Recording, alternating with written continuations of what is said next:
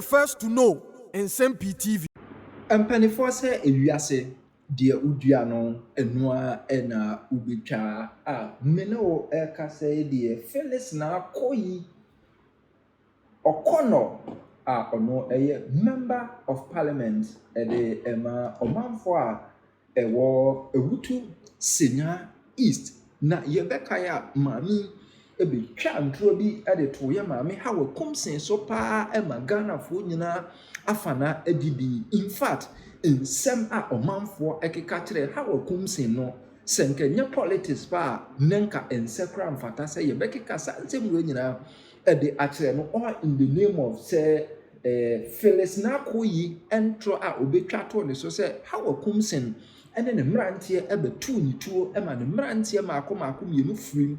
Interior Minister Muntaka ɛde ba bɛtu edwa sɛ ɔmo yɛ asɛm no mu nhwehwɛmu ewieyɛ no ɛyɛ adeɛ sɛ asɛm a maame ɛkae ɔboa ɛnyɛ ha wɔ kumsen ɛne ne mmeranteɛ bia ɛna kosa ne etuo gu ɔmo so nipa mmienu ɛhwere wɔn nkwa maame kɔɔ so yɛbɛka ya ɔkɔ tena Captain Smart show so esun pa a na ɛnyɛ asɛm kotoa sɛ ha wɔ kumsen ɛtimi ayɛ ne bɔne akum ne mmeranteɛ mmienu a ne nyinaa saa na enukure enum a Interior Minister yɛwura Muntaka ɛde aba abɛto dwa na sɛdeɛ ne ayɛnim no maame ne ba bɛyɛ press conference na press conference ne nso ɔsan atwa ntoro ewom a ntoro no ɔsan de contradict ne ho sɛ owogidie sɛ nhwehwɛm ne nyinaa ɛkɔ awie a Ghanafoɔ bɛhu no kura trodo a ɛwɔ asɛm mu according to Interior Minister nso wɔn ayɛ nhwehwɛm awie enti nhwehwɛm bɛn ɛna nsa nkɔ awie ne ehu sɛ asɛm no di bi mu mu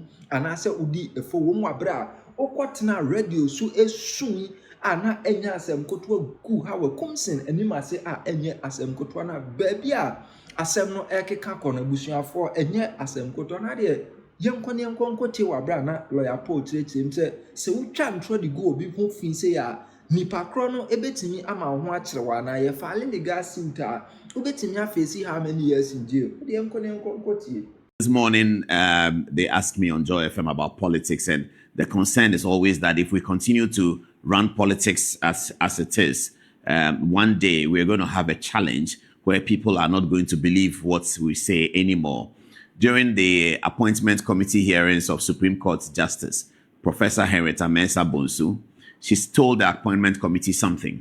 She said that when she was growing up, there was a saying that book no lie or paper no lie, so that when something is written in black and white, it was to be believed. She was reporting to the appointment committee that, to her surprise, that's not the same anymore. You can see a black and white document and it is untrue. And it's erodes confidence in the public system and it erodes confidence in politics. Here we are saddled with this story, and I believed it.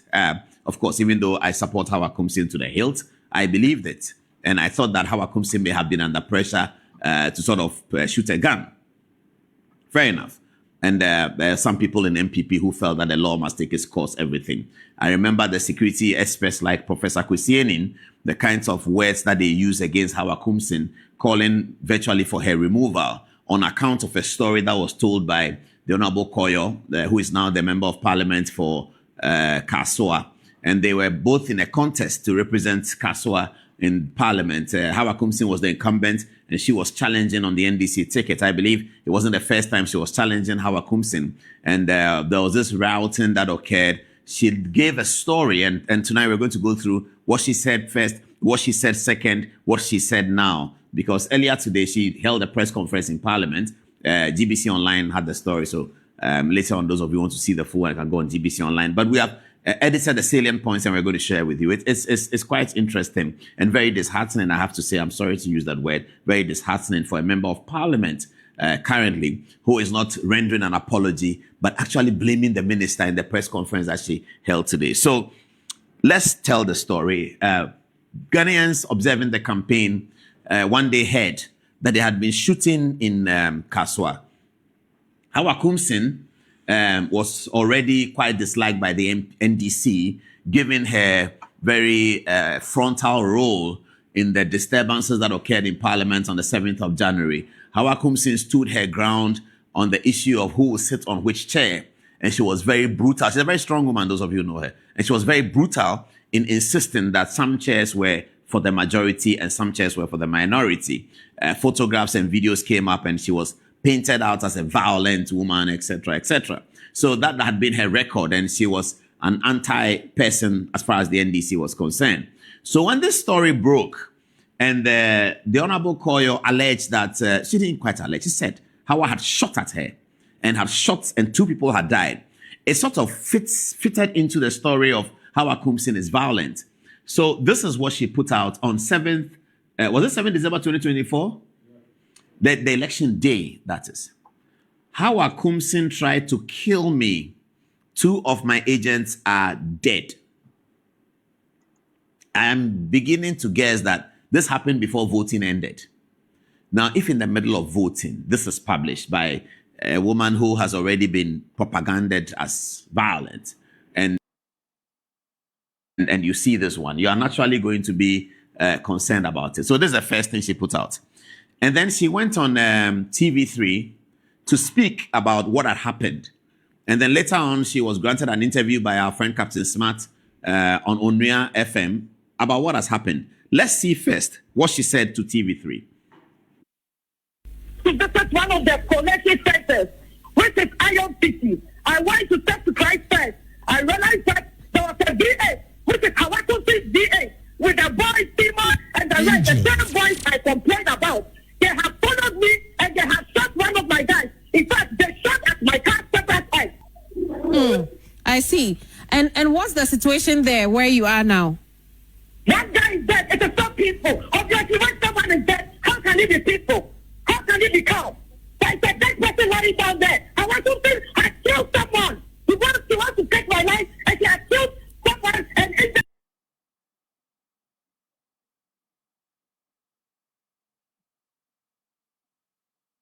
And now when I will drive it. Pacho Debbie. Okay. Now we drive an Chicano. All right. Mo can now yes send an team. Now yeah 6 and Chicano. Okay. Na Pacho, what 2 gunshots not a bad do be say. Yet say to be at 3. Do be 3. Okay. Yeah. Enti one more 2 no. When we did what you be Sam who koya and that's almost done one. Pacho mo Daniel mo koye. All right. Okay. Yeah, so you heard the narration. Let's move on. No, I'm not here yet, am I? I'm now on Muntaka's statement, isn't it? Do you have Muntaka's statement? Yes. Let's look at Muntaka. We are not here yet. So next, let's look at the President Mahama then commissioned an inquiry into all of the violence of 2020 and 2024, including this one, which was very heavy on the agenda. The Minister of Interior reported to the media on the government accountability platform of Felix Kwatiofosu, and this was he said. 2024, the scene of the incident. Now, said before a commission of inquiry where she had to speak under oath. The Honourable Member of Parliament, whom you heard narrating and was crying. I mean, when she was talking to Captain Smart, she was sober. It was like she was crying. She had been traumatized. She, Ebibi Groma people, are they there? The School of Performing Arts at the University of Ghana. They need her. Madam Honourable Koryoo, maybe you missed your way. You should be doing what Difa Gomashi, the tourism minister, knows how to do very well. To go to the School of Performing Arts at the University of Ghana and become a great actress. I think you will be a great actress because the way you can dramatize when there's nothing happening, I admire you for that. It's really, really heartbreaking. This is what the Interior Minister said. He said, Phyllis Na Koryoo Okenno denied her convoy was attacked. Koryoo, okay, Phyllis Na Koryoo Okenno denied her convoy was attacked, stating she was not at the scene. Those involved have refused to speak with the task force. This is quite shocking. So she goes before the committee. Everything she told Captain Smart then, she erased it before she's at the committee, that nothing had happened. Her convoy had not been attacked. Because here at the committee, she needed to provide evidence of what she's saying. That's why we always say that propaganda is different from speaking in court or speaking before a committee. At the propaganda platform, you can say anything. But once you get into a committee or into court and you have to defend what you are saying, they backpedal, they develop cold feet because they were just speaking lies, concoction for political gain. That's something we have to identify perhaps in our behavioral patterns for politicians. Concoction of stories for political gain. If people do that, there has to be some sanctions for it, because there was too many of that in our last 2-3 elections, particularly 2024. So much happened. So this is what's happened. Now, today, after she's receiving flack from young people all over the place who are completely shocked, the Gen Zs are completely shocked because they were all outraged by the story when they heard it. That why is Hawa Kumsin who's shooting at people on election day? Now they are all very worried. Was she really lying? Could she have been lying? Is it possible that she was lying? But why? An honorable member of parliament. She wants to go to parliament, and she wants to go to parliament with this dramatic lies. You know, in a situation where now the writ of defamation may lie in favor of Hawa Kumsin. She can take out a writ of defamation and sue her because she has actually confessed that she was lying. I mean, what is this? Let's see what she said today. Let's see. Have a look. At no time did I say no attack happened. I stated emphatically to the task force that on election day during my rounds, I noticed my convoy was being followed by a V8 vehicle, allegedly known to be used by Hawa Kumsin and a NADMO pickup, which had a green government number plate. After visiting some polling stations, I decided to go home because I felt my life was in danger. So I am convinced that at the conclusion of this investigation, the truth will emerge. Let me end by saying that as the sitting member of the good people of Ewutu Senya East constituency, I consider myself a mother for all. What does that mean? What does consider yourself? You are telling lies. They're asking you, you say you're a mother for all. Are you going to teach the children that you are mothering these lies and that's how they're going to grow into citizens of Ghana? These lies that you are telling, that's what you're going to teach children that you are the mother to? You consider yourself a mother for all. So you have to be telling lies about another mother so that you win the election. You see how these things are? This is politics. And you see, as we continue to do that, the general public lose interest in the politics. Now, tomorrow, there's another election. An MP comes from the Galamsey periodical, it's TV, and he says that Collins Dowda shot at me. They'll say, hey, yeah, these politicians, when they say these things, they don't mean it to. That's what Koryoo did in 2024. That's what is going to happen.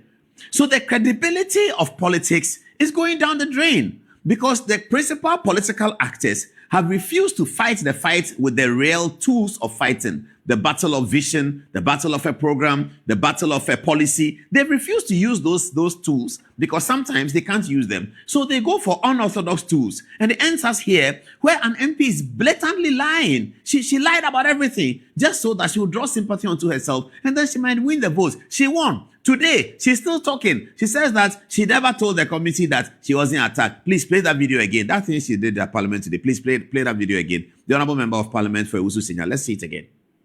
At no time did I say no attack happened.